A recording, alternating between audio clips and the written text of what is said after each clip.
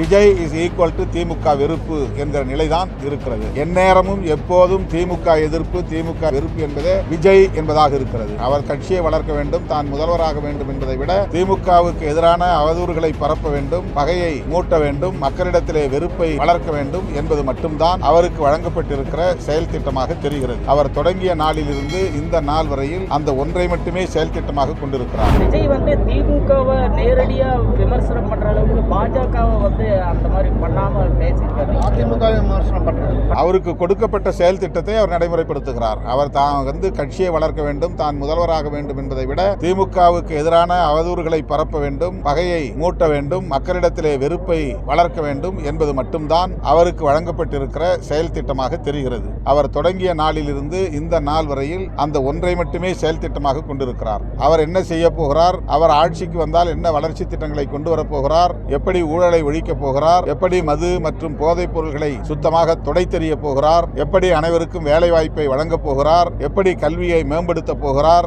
எப்படி தமிழ்நாட்டின் பொருளாதார வளர்ச்சியை உயர்த்த போகிறார் என்றெல்லாம் ஒரு நாளும் பேசவில்லை. எந்நேரமும் எப்போதும் திமுக எதிர்ப்பு, திமுக எதிர்ப்பு, திமுக வெறுப்பு, திமுக வெறுப்பு என்பதே விஜய் என்பதாக இருக்கிறது. விஜய் இஸ் ஈக்குவல் டு திமுக வெறுப்பு என்கிற நிலைதான் இருக்கிறது.